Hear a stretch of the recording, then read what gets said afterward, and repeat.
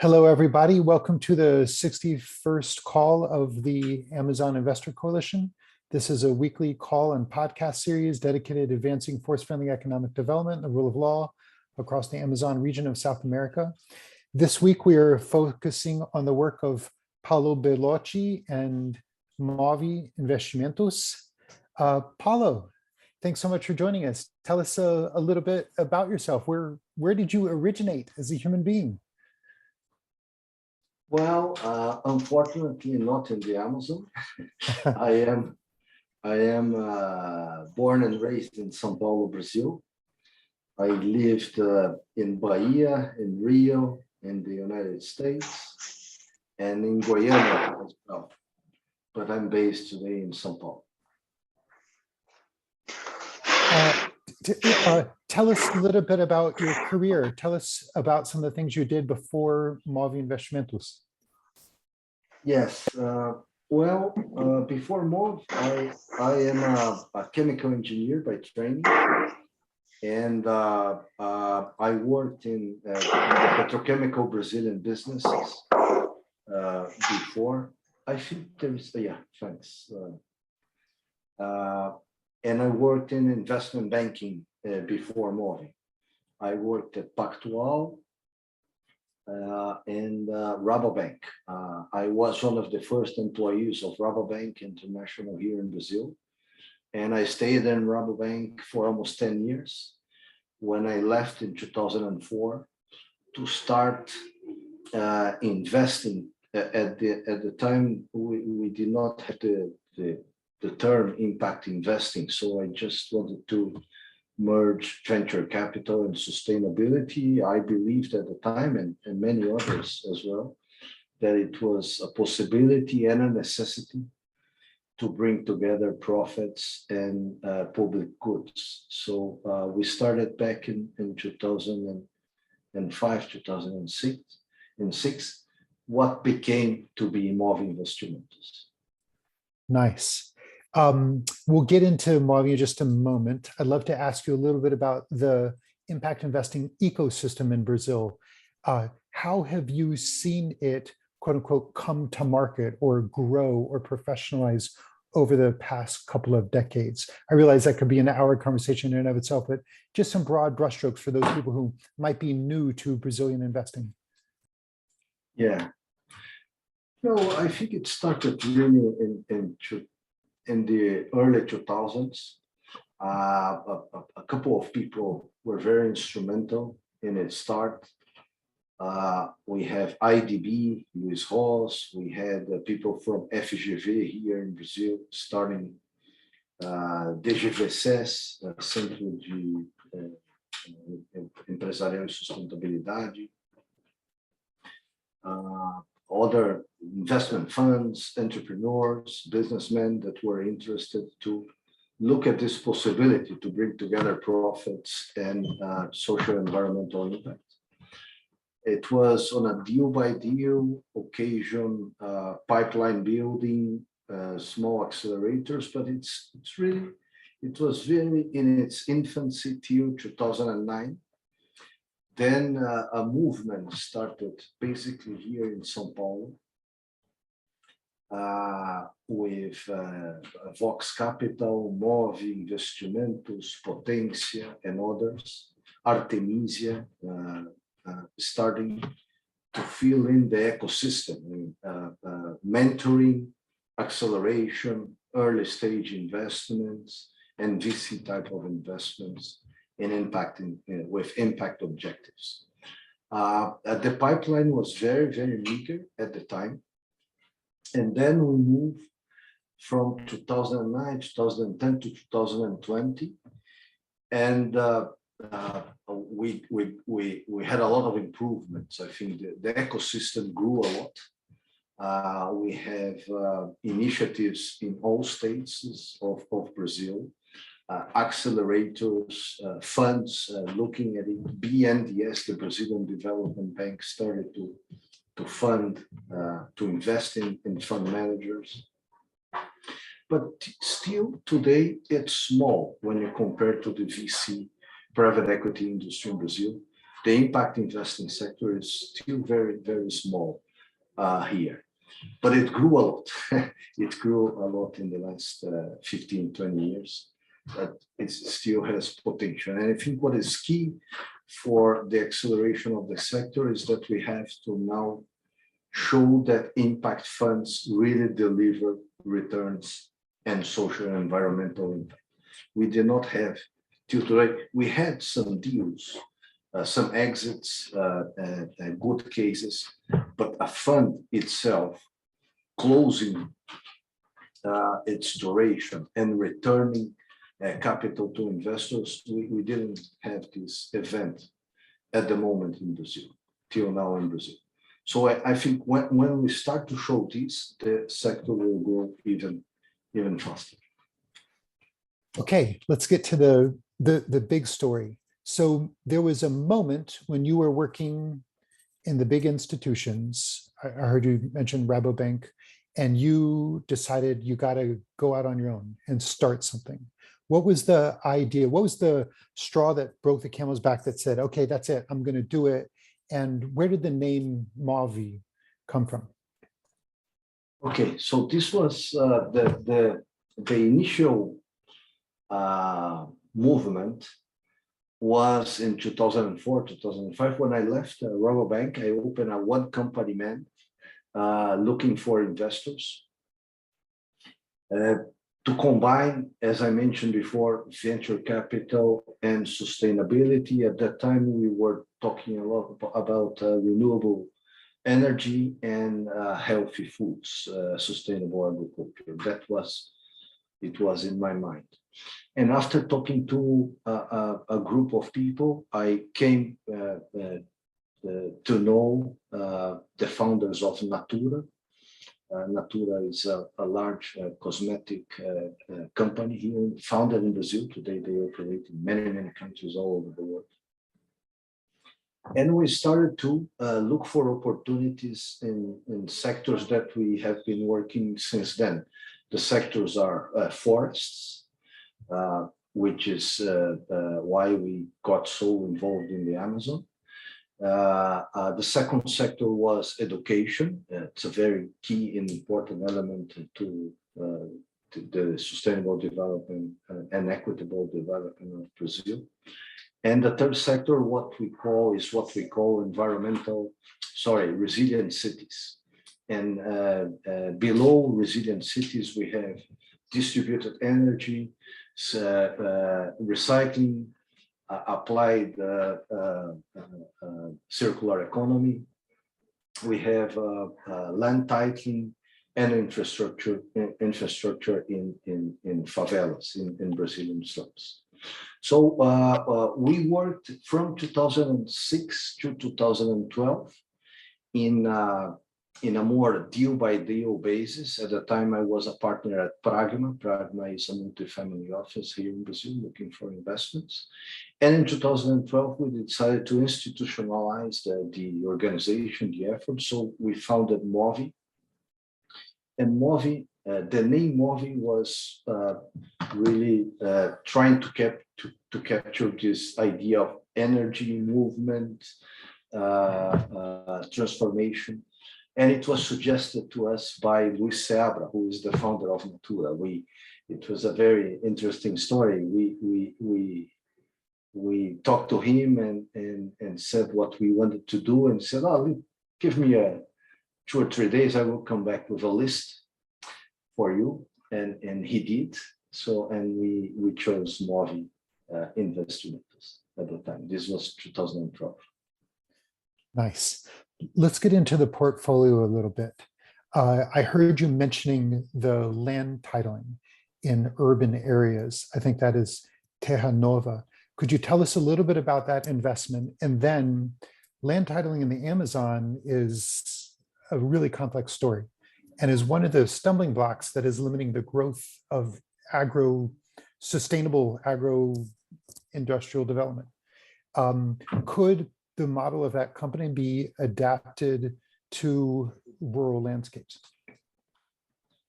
Well, more or less. Terra Nova focuses on urban land conflicts. So here in Brazil, we have more or less 25 million people that are irregularly occupying land in cities. Brazil is a very urban society. We have close to 90% of the population live in cities. And most of this land are irregularly occupied. Half of this land is public, half is private.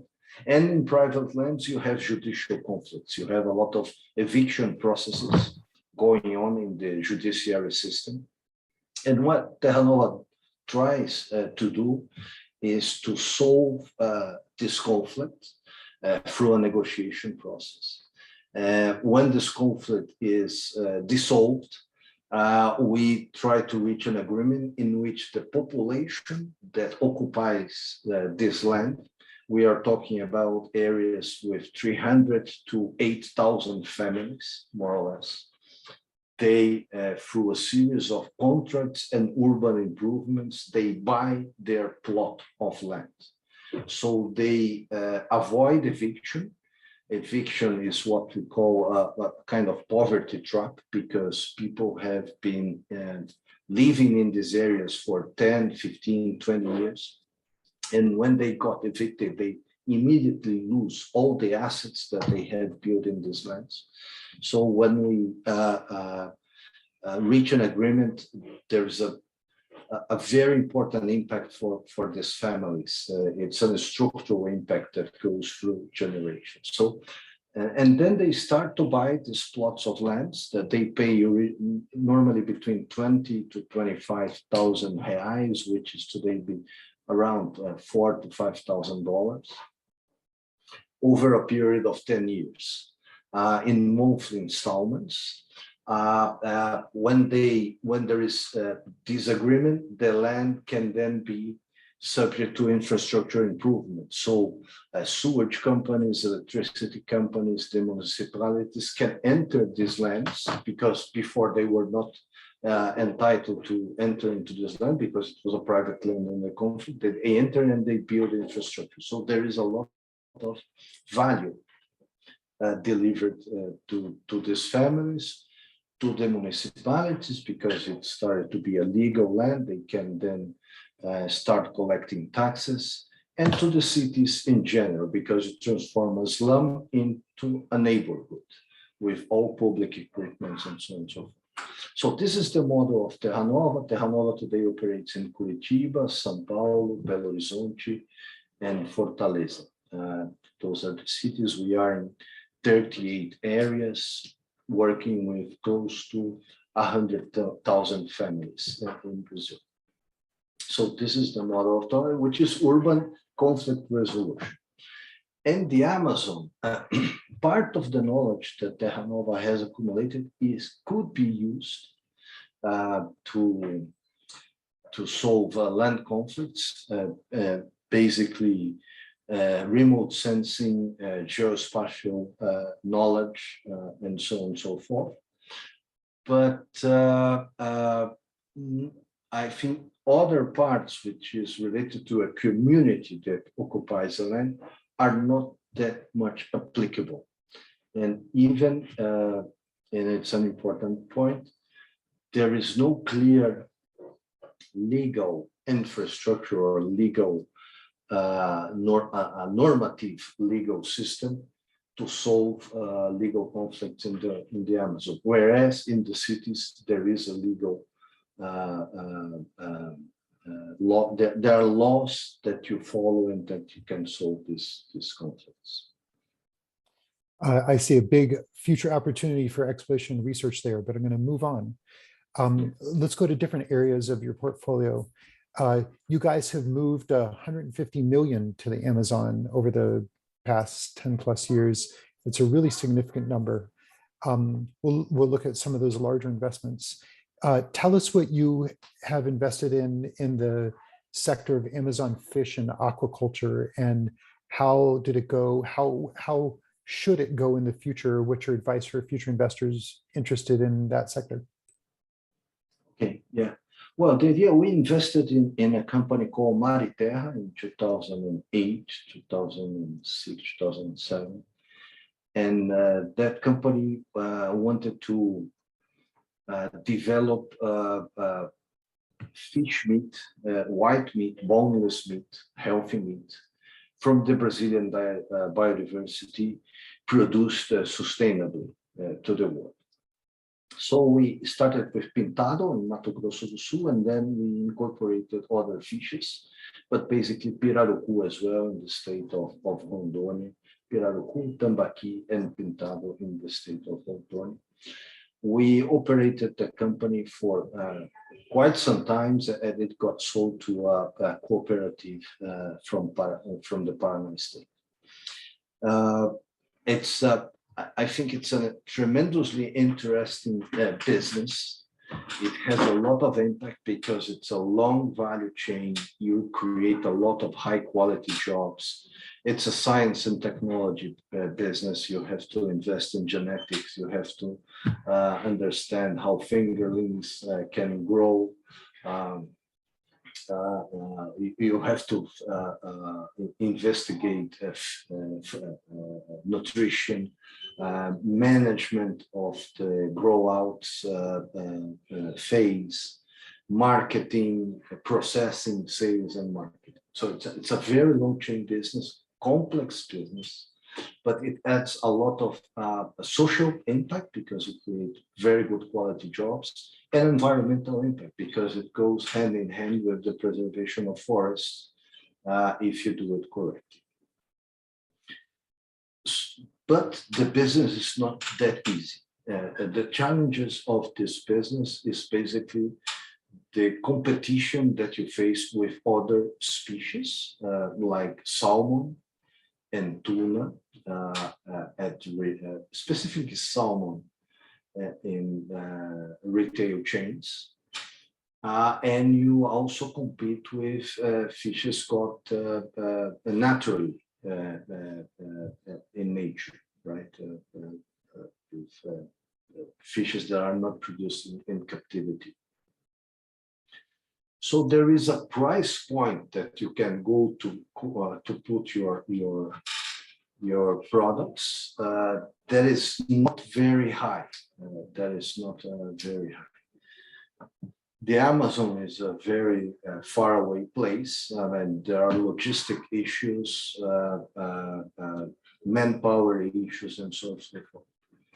So it's not that easy to obtain a very profitable businesses, but I do believe that in the future, long-term future, it will be possible to create a healthy business in this area if we invest a lot in genetics and marketing, market segmentation, and the promotion of Amazon fishes, specifically Pirarucu. Great. So for those long-term investors out there, list opportunities for outsiders. I hear that word genetics, a lot of investing to really scale. Let's go ahead and move to another industry. Tell us a little bit about your investment in Biofílica and carbon markets. So yeah, that was a very interesting investment. Biofílica Biofílica does not own land, but it enters into partnerships with farmers, landowners, communities in the Amazon region, basically, in which we produce carbon and market and sell this carbon. And for that, we get a profit share, a revenue share on the proceeds of the carbon sale. Biofílica today manages, I think it's going to finish the year with almost 2 million hectares in the Amazon, managing these areas, producing close to 2 million tons of carbon every year. We sell 30% of this in Brazil and 70% abroad. 100% is voluntary markets.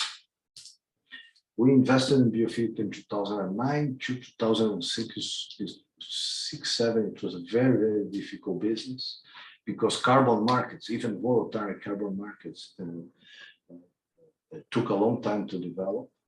But now with the ESG movement, there are many companies racing to zero and buying credits to mitigate their emissions.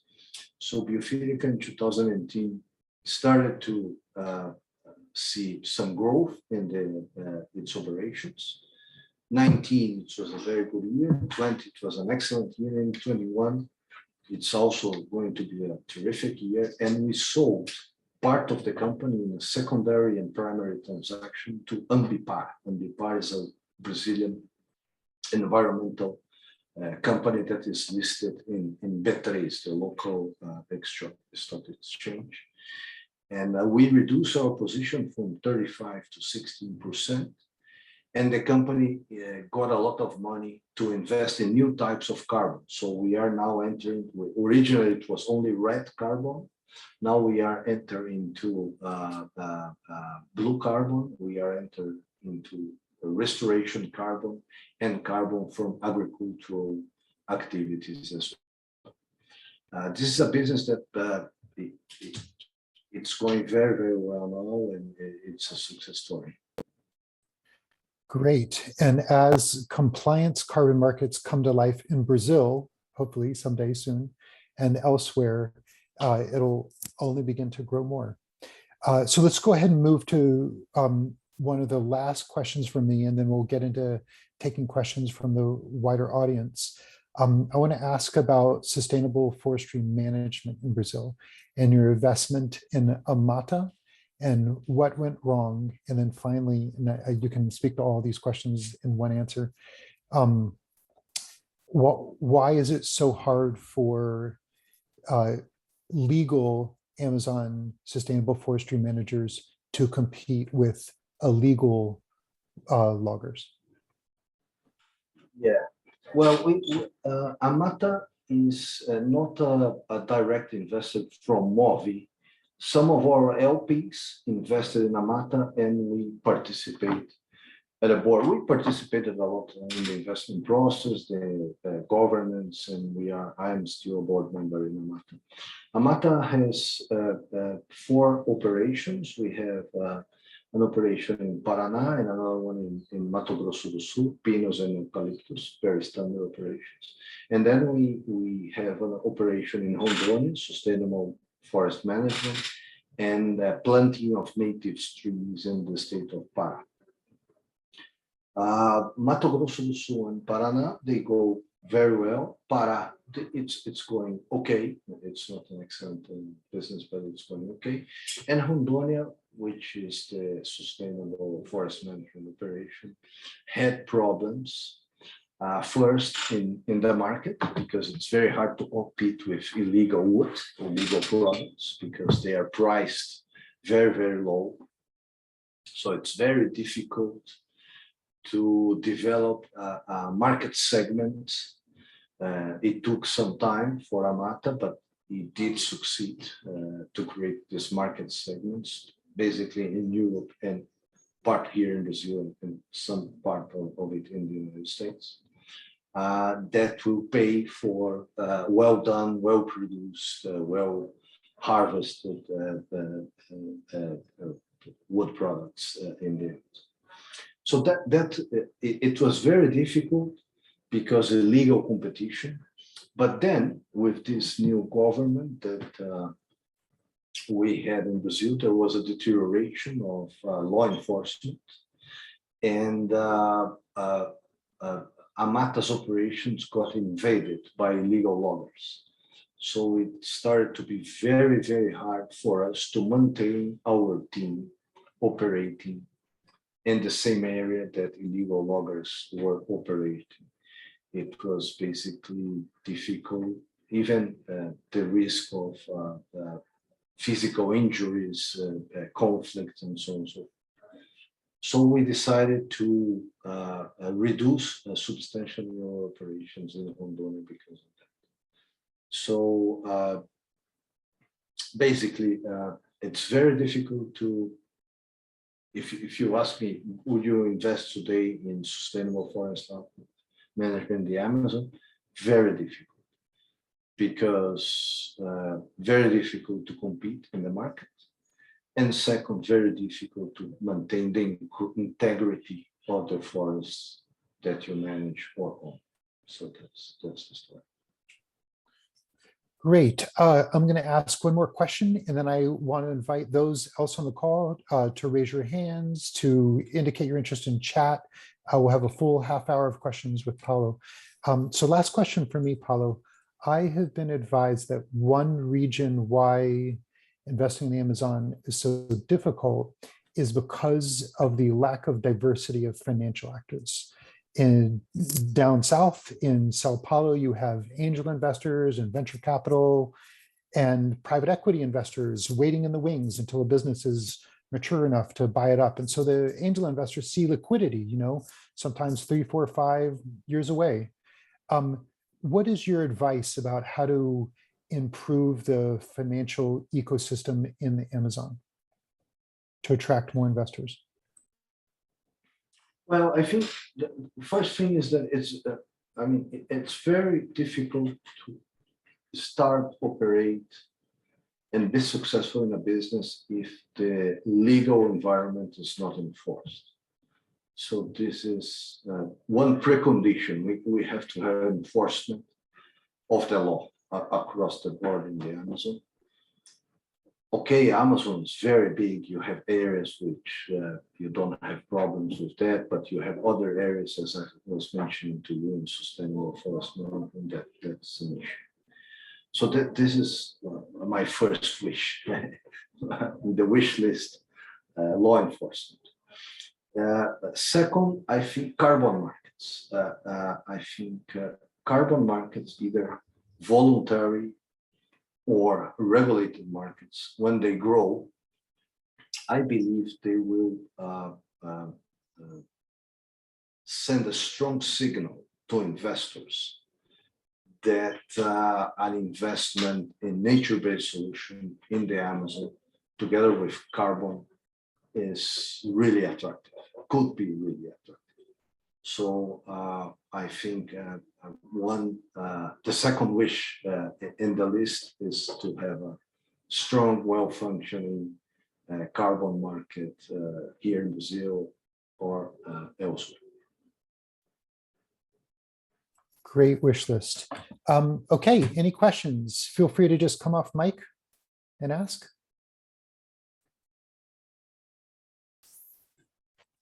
Hey, Jonah, this is Bobby Kia. Go for it, Bobby. Hey, thanks again for the presentation. And my question is about if the group is at all familiar with Open Earth Foundation, being led by Martin Weinstein.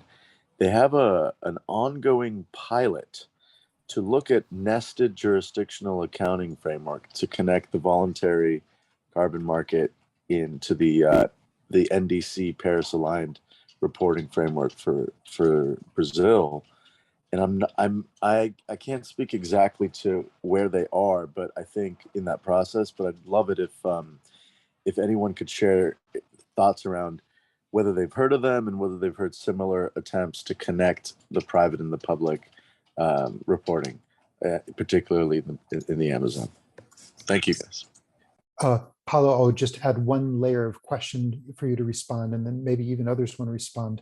The Open Earth Foundation has a technology stack that can integrate diverse carbon accounting mechanisms to make the data interoperable, which can breathe to life a lot of the cottage industry carbon investments and make them more internationally available.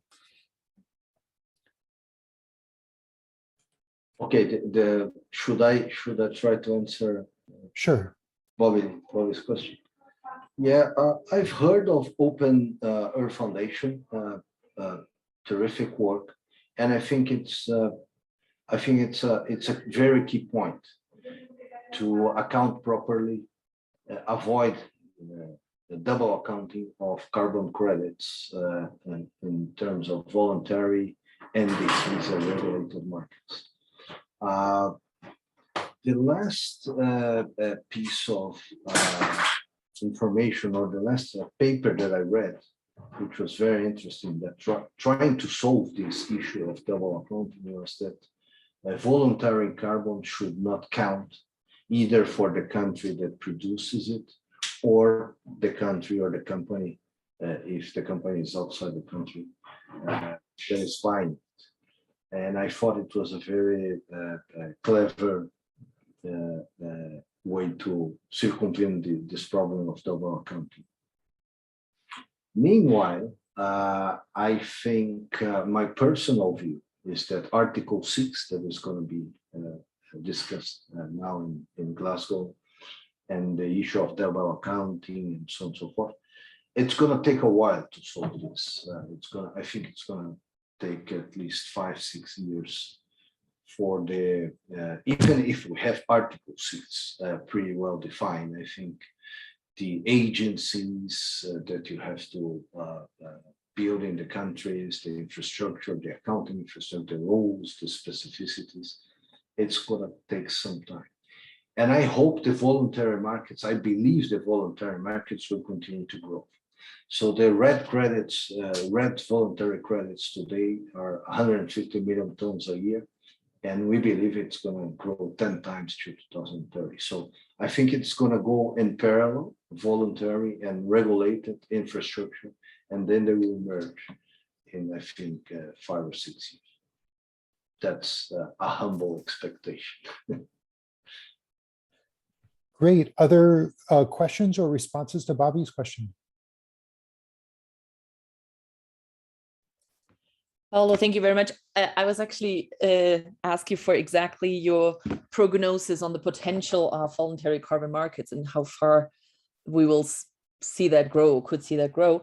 But as you already answered that, maybe an additional question on sort of the business case of Biophilica that you shared. We have seen in many cases that the most difficult part for companies to actually access the potential of selling carbon credits in international markets or even local markets is to prove the additionality of their reforestation efforts, their conservation efforts. I know that Biophilica has a great sort of technological edge to it with a lot sort of to show for, but if you could just briefly comment on what has been key to make it work for Biophilica, what do you see makes it work for companies out there that may be interested in also entering that type of market, or maybe even like accessing that as additional revenue streams to other more traditional businesses that may not be as technologically advanced as I know that Biophilica is. Okay, thanks, Julia. Let me try to answer this question. I think the original bet of Biophilica was in red credits. And red today, even if it's a voluntary market, it's a pretty well developed market. You have a lot of companies, certification companies, companies that keep track of credits produced, credits sold, what credit is what's the word in English? Retired credits or are not retired. So even the market is voluntary, but it's very well organized. So what Biophilica does is that we follow strictly the methodologies of Verra, and I try to obtain certifications. We do both certifications, VCS, Verified Carbon Standards, and CCB, Community and Climate and Biodiversity Standards. And then if you follow these processes and methodologies and get these stamps, additionality is proved. Of course, you have to live through the project and through a series of auditing and certification. A third party then can issue, in fact, if you had additionality or not, and then you can sell the credits. So this is what happened in red, and I think it works pretty well, and it's very, very serious what they do. Other carbon markets, voluntary carbon markets, such as blue carbon or agricultural carbon credits, or even restoration credits, are now getting up to speed regarding red credits. I think so. Blue carbon and restoration, and I think they are today at a stage that red was 6-7 years ago. But they will be able to develop themselves. I think the methodologies, sampling processes are going to be well established and well accepted by buyers. What we think that in Biophilica today is that if you have this methodology, you did a proper certification, auditing, the market will buy it. It functions extremely well. Great. Next question, Bruno Cato. And also when you ask a question, please introduce yourself. Some on the call might not know you. Sure. Hi, Jonah. Paulo, excellent work. And well, my name is Bruno Cato. I'm from Belém. I'm a green entrepreneur here, and work in different sectors of the economy with different business. And Paulo, we have a lot of challenges to carbon business. And if you can, could you share with us some methodology? What kind of calculation today you can use to measure the carbon sequestration? For example, if I plant agroforest, we have different species there. Sure, today we can do a calculation to approach this kind of context. And if you can too share with us and what kind of models you are thinking of monetization of environmental services. Okay, Bruno, thanks for the question. As I was mentioning before, I think credits from related to nature-based sequestration or restoration, the methodologies are not well developed at this stage. As you correctly pointed out, there are challenges. But I believe that in a couple of, maybe 1 or 2 years, the methodologies are going to be settled. And the methodologies will determine how you measure, how you sample, how we evaluate the growth of carbon sequestration over time. I think it's very difficult to sell upfront. You have to first build sequestrated carbon and then sell. I think that's the way the market will play out. But I believe it. I mean, my suggestion, I'm not sure if you follow Verra, the institution that is doing a lot of work in methodology development. I can even speak later on, and I can connect you to the right people so you can understand the discussions and the issues that they are dealing with in terms of methodologies. Great. Bruno, did you have a follow-on question? Sorry, about the monetization of environmental services. Do you have some examples to share? Oh, the monetization. Oh, sorry. The monetization of environment. But today, what we are able to do is carbon. I mean, you mentioned other environmental services like water or biodiversity. The main environmental service that we are able to sell today is carbon. When we add this certification, CCB, Community and Climate and Biodiversity, you can have an overprice, you can have a better pricing. So you would be adding biodiversity and community to the carbon, but it's basically carbon that we are selling today. We are developing, researching, trying to innovate and develop markets for other environmental credits as biodiversity and water, but we are far from having substantial transactions in this area. Great. Any other questions? Feel free to just come off mic and ask.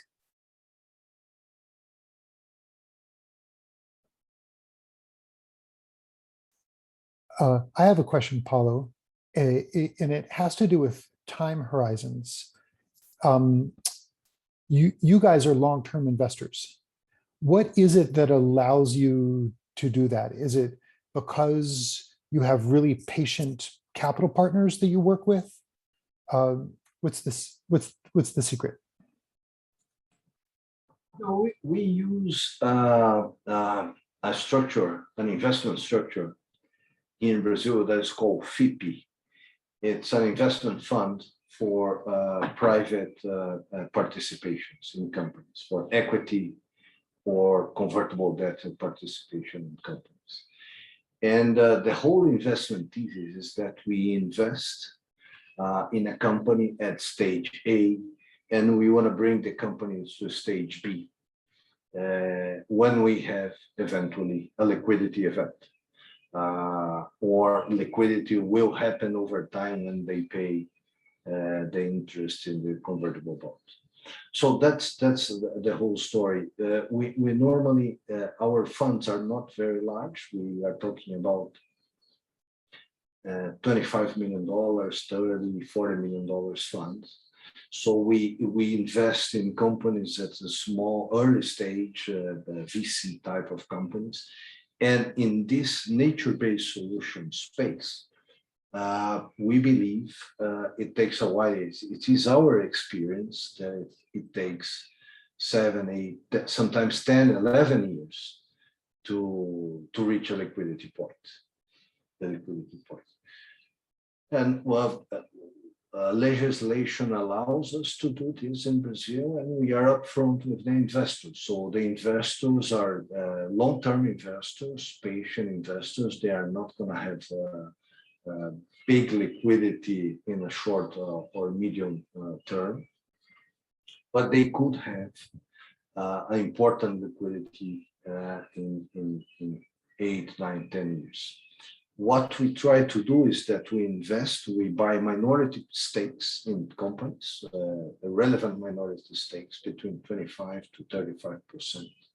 And we actively participate in the governance of the company, doing basically 4 things. We help the entrepreneur develop the strategic priorities. We help the entrepreneur to identify, attract, allocate, and retain good quality human capital. Third thing, we help the entrepreneur over time to leverage our capital, attracting other capitals, either debt, equity, private equity funds that will bring not only money, financial resources, but also knowledge, independence, reputation, and networks to the company. And the fourth thing that we do, we try to develop a very disciplined governance process. So we invest in the minority, we buy a minority stake, always through injecting capital, and we do these 4 things over a period of 6, 7, 8, 9 years, trying to build a very robust, solid, sustainable business, financially sustainable, and with relevant, significant environmental and social impacts. When we are able to do that, we can have liquidity, but it takes some time. It takes on average 10 years. Tatiana. Hi, Paulo. Very nice to see you again. I have a question. We already spoke a couple of times before, but I think I wanted to hear from you. What is the kind of capital that is still missing in the region? What are, the companies that you're working with, your market scoping, your interactions with the people that are entrepreneurs in the region? What kind of capital are they looking for? And what do you think are the barriers that they face in trying to get these resources for their businesses?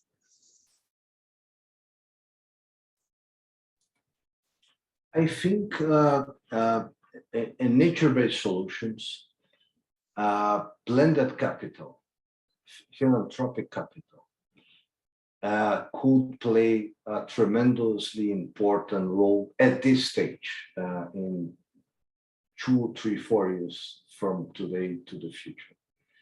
And that's, I think it's the space of time that we need to develop better the carbon markets. When the carbon markets are really developed, private commercial capital will flow very aggressive to the region. Today, this private commercial capital is not flowing to the region because the business are risky. Some of them, they use business models that are not yet proven, and the returns are very long-term. So I think the combination of blended finance with private investment today will make a tremendous difference in the ecosystem, impact ecosystem, or investment and nature-based ecosystem in the region. Blended meaning having concessional capital providers which are prone to not receiving any kind of returns on their investments, or that are ready for actually losing part of the principal as well. But I also gather that you're also talking about what Jonah mentioned before, patient capital, right? So long-term debt at the end of the day, or not true? Because I think that at least in Brazil, some of these entrepreneurs could have access to shorter term capital, but maybe not so much long, meaning beyond 8 years, 10 years or so. Yes, I think it's very patient capital, very junior capital, very junior debt that will get repaid in years 8, 9, 10. I think this is lacking a lot in the region. But and large volumes, because I was just making a calculation the other day.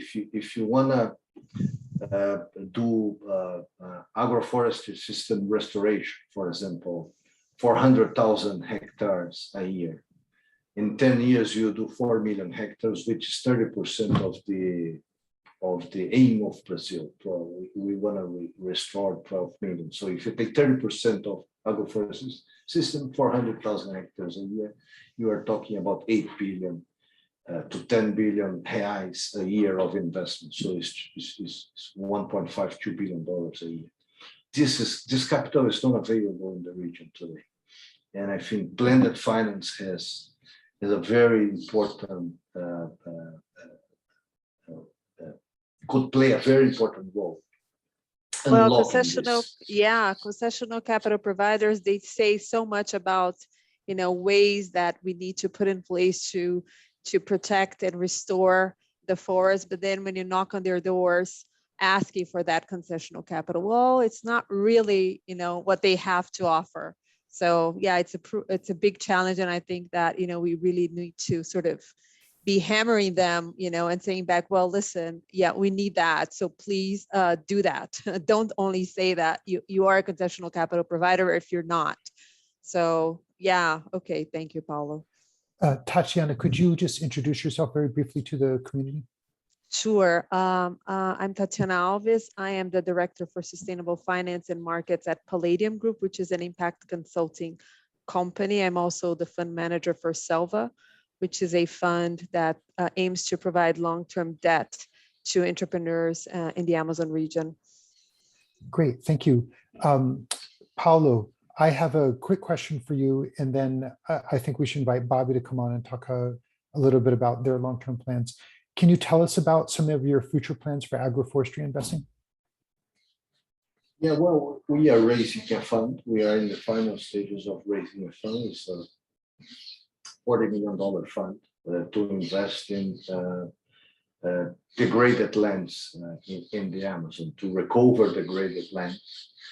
And this is going to be done basically with agroforestry systems We invest in companies, and we are trying to match this capital, this VC type of capital, long-term patient capital, with blended finance and healthy long-term facilities, debt facilities, to scale up agroforestry companies that are implementing basically cocoa, timber products, short-term crops as well, in the states of Pará, Mato Grosso, and Rondônia. Carbon is an important part of this revenue streams, and that's why I also mentioned that well-developed carbon markets could facilitate a lot the attraction of private capital to the sector. Great. Bobby, would you be willing to mention your catalytic capital endowment? You're on mute if you're there. Yes, sir. Absolutely, Jenna. Thank you. Just briefly, I mean, the Peace Department, which I co-founded in January with my Nexus co-founder, James Sternlicht, has several initiatives, and one of which is around interfaith ecology and creating a moral kind of compass around the need for ecological preservation and bioexistence. But then there's a thread around financial and infrastructure and legal infrastructure that I'm working on that involves, my former employer and our partner, the World Bank's International Finance Corporation. And so we're in the process of constructing a two-part endowment, one for investment capital and one for catalytic capital. And the way we're defining catalytic is exactly the way Tatiana just did, in terms of not just being patient, but also being willing to take, forego returns, willing to provide liquidity in the event that that's needed, and so forth. And so the opportunity we see is to be able to plug the catalytic capital endowment as needed in projects and facilities that either need subordinated positions or as I said, liquidity facilities and other reasons. And so as we build out partnerships with the IFC, we're trying to identify through our network of allies like the World Bank's climate investment funds and other partners in the private sector who are creating, for lack of a better word, carbon explorcos, and understanding how we can partner with digital and carbon providers like the Open Earth Foundation to really start putting catalytic capital to work in these longer term projects that, like you said, like everyone's been articulating, these projects require a new level of thinking and flexibility. And the challenge of aggregating the capital on the front side is really just being, as we see it, is the challenge of articulating the vision for what it can all do together. And so, we're standing ready to help. We haven't yet raised the amount that we're looking to raise, but we have good backing. And so I'll just leave it at that and happy to answer any questions. Great. We've got 2 minutes left. Any questions for Bobby or Paulo? Yeah, if I may jump in, please. Go for it. Hey, I'm Fernando Antunes. I lead government affairs for Salesforce Brazil. Thanks for the invitation, Jonah. So just curious about if you have any direct relations with the governments. It can be a subnational scenario or a federal one.